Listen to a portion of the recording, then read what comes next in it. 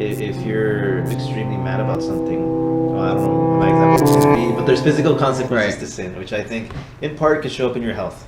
And to add on to that, because it's like just to get the right perspective on Christianity or having a relationship with Jesus. Just because right now, let's say for example, you're not a religious person or you don't even have a relationship, you know of him, but you don't know him, and you're not having a hard time. That doesn't mean you're set. You're well off. Right. You're good. No, that means that you're in the cage, and one day, when God says, all right, pack it up, those cages will close. And if you're in the cage, you ain't going to freaking, you ain't going, bro. You're staying back. Yeah? Or also, if you're you're in between the cage and you're kind of like, well, I don't know what to do with my life. I don't know where to go.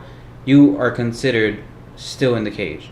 Even if you're all the way out and you have just a toe in, you're still in the cage. You know, God says, I want you to be 100%. He says, cling on to me. He says, I want you to be 100% to me.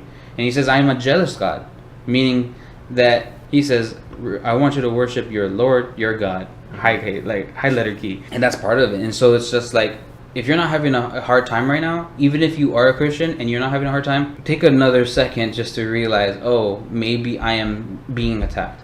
Because in the Bible it is written that the thieves do not rob empty houses or empty homes. You have to have God in your heart, and that's when the devil starts attacking, like truly attacking. If you don't have God in your heart and you don't have the word in your heart or anything like that, then you're already in the cage. You're already set. He doesn't have to worry about you. You're a son of wrath, you're a son of the devil, so why is the devil going to go and attack you? He already owns you. Yeah, and just to put it in perspective, I'm going to make a whole video about this, but I want to say it now. I keep mentioning the cage. What I'm trying to refer to is, let's say that there's just like this 1x1 cage, right? And you're in it, and the devil's in there or around it, and he's just rattling things that you like. You like pride, you like money, you like this, boom, boom. He's not going to ever go, he doesn't care about your feelings right now. He cares about it when you die. So right now, his main goal is to distract you and separate you away from God. That's his whole agenda, that's his whole goal. And so when you're in there and you say, oh, I like stomping on children, the devil's not going to be like, ew, David. No, he's going to be like, I don't care, that's one more thing I could rattle on, so I could keep you in this cage. And the second when you finally go, wait, this cage is open, let me walk out of it, and as soon as you walk out, he's going to freak out. That's when he's going to be like, wait a second, you know, because he wants you to be in there, so when the time comes, because the devil doesn't know, not even the angels in heaven know when the world's going to end. So when the cage is closed, he's going to be like, finally, now I do care, and I'm not going to give you pride, I'm not going to give you all this, I'm going to give you pain, and he's going to suffer, you're going to suffer, and all this stuff, right? But ultimately, it's truly God punishing those who don't do good, you know? The devil will receive his punishment, and the demons, and that's the whole agenda. But you got to know that. I'm gonna make a whole video and go in depth about that. But yeah, there was something you said. Oh yes, you were talking about even if you're not struggling now. I do think about that.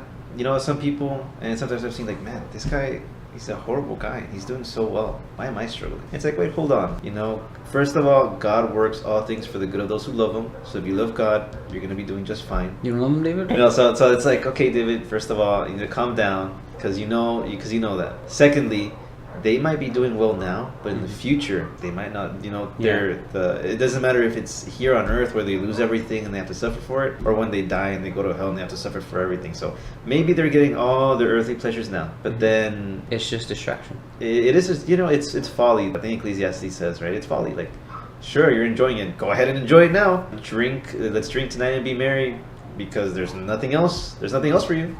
Yeah. So have your fun now, because at some point. Yeah, because whether you're living and you lose it, or you die and you go to hell and it didn't make any difference, you know, that's another thing that I think about. I don't remember why I brought that up. Because of what I said about the thing. But yeah, I get you. Yeah. Yeah, I forgot it. So, you know, maybe notes are really good. Yeah, maybe we should read notes now. I like the freeness though, because it's more honest. Yeah. But yeah, I was gonna mention what you mentioned earlier on. Kind of reminded me. Don't forget that it is written in the Bible: if you are first, you are last. If you are last, you are first. That's how it is.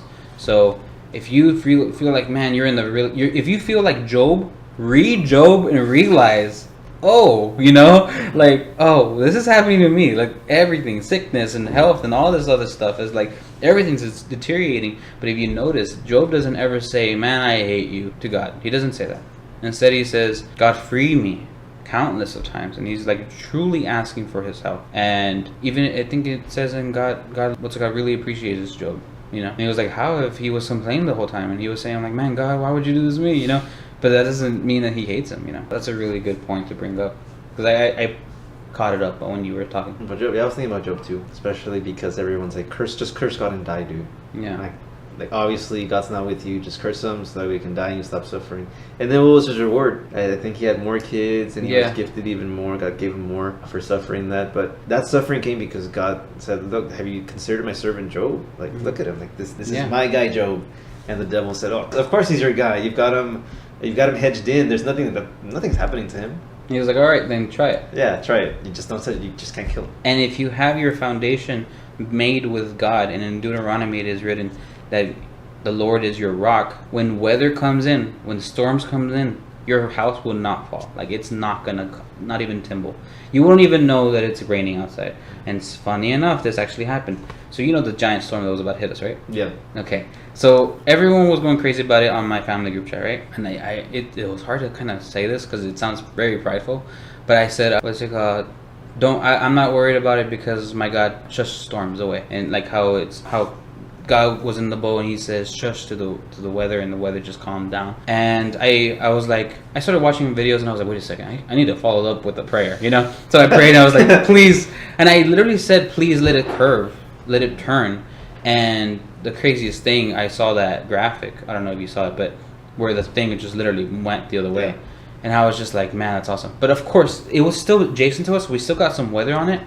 But when I was in my house, living my whole life, whatever, because I didn't have to go outside that day, I didn't even know it was raining. The only time I found out it was raining was when I walked against my main door. By the way, I just blinded myself. I walked against my main door that takes me outside, and I just heard the water drip, and I was just like, it's been raining? Like, I didn't even know. And apparently, since I woke up and kind of like the whole afternoon, it stopped. Like the whole time it was going. But I remember because you kept messaging me like, when are we gonna record this week? I'm like, dude, it's raining. Dude, what are you talking about? It's raining outside. You're like, no, it's not. And I'm like, dude, just step outside. And you're like, oh, I didn't even realize it was raining. But I remember that because I was like, man, Eric wants to go out record in the rain. Like, what's going on? It wasn't even record. We're just doing some shoots. But yeah, I remember that. That's so funny. I had forgotten about that. That's true. I was so like convinced. I was like, "Let's do it, dude! It's a good day."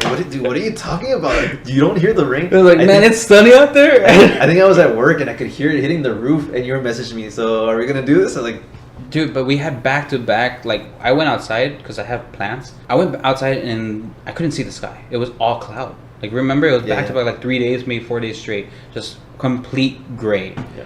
And I was just like, man, that's crazy. But it is unfortunate though. That doesn't mean that I prayed for other people to get damaged or hurt. Truly, like, it's unfortunate that they got out. What's it called? Their houses flipped and all that stuff. I don't know if you saw any photos of that, but I don't recall.